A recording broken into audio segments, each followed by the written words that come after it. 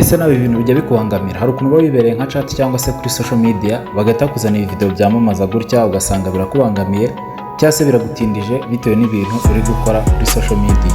Muri iyi video ngiye kwereka uburyo wahagarika video zamamaza. Iyi video uje ari igisubizo. Birunde gutarutsa video hanyuma tugendane step by step. Ikindi ubanza kandi subscribe kuri channel yacu kugira ngo dukomeze ibintu ari neza.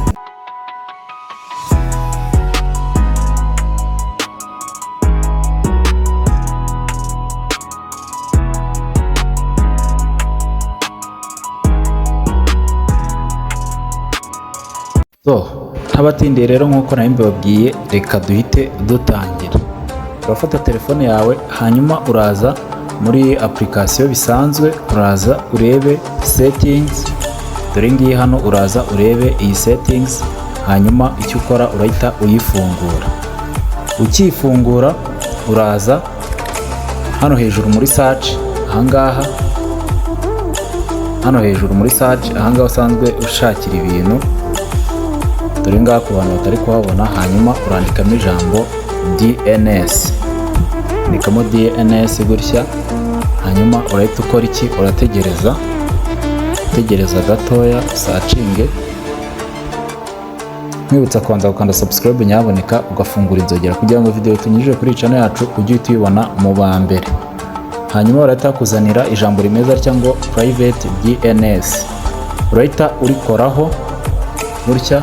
Dore ngiri hano urahita urikoraho. Ukirikoraho urahita uza hano handitse ngo private DNS. Handitse ngo private DNS, urabona ko iri off. Dore ngaha hano urabona ko iri off. Urahita uyikoraho. Ukimara kuyikoraho turahita tuza dusacinge ahangaha cyangwa se duselectinge ahangaha. Baba baratubwira ngo select private DNS mode. Urahita uza urebe hano hasi handitse ngo private DNS provider host name. Urahita uhakora, ubanza uvivura aka kantu muri aka kazeru kari hano.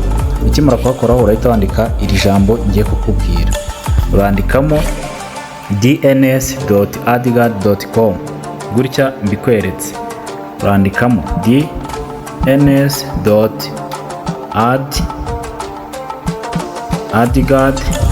dns.adguard.com. urabona gutya byanditse aba ariko nawe ubyandika. So urahita uza ukanda hano handitse ngo save. Ugikanda save urahita usubira inyuma, hanyuma cekinga umbwire ko byakunze. Ubundi buryo ni ubu ngubu. Uraza n'ubundi muri setting bisanzwe, ubwo ni ku bantu bakoresha amasamusanga cyangwa se izindi phone udashaka gusacinga. Uhita uza hano handitse ngo connections. Dore ngaha hano hejuru tukara handitse ngo connections. Hanyuma ukiyakora barahita kuzana option imeze atya. Urabona ko urahita uza ukanda hano handitse ngo more connection settings. Dore ngaha ubwo araho bahita babyereka bageze hano.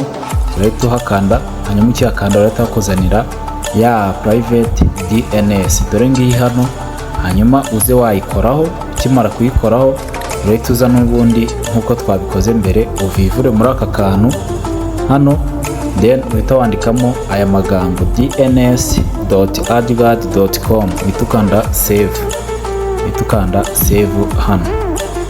So ukimara gukanda save ndizera bikemutse.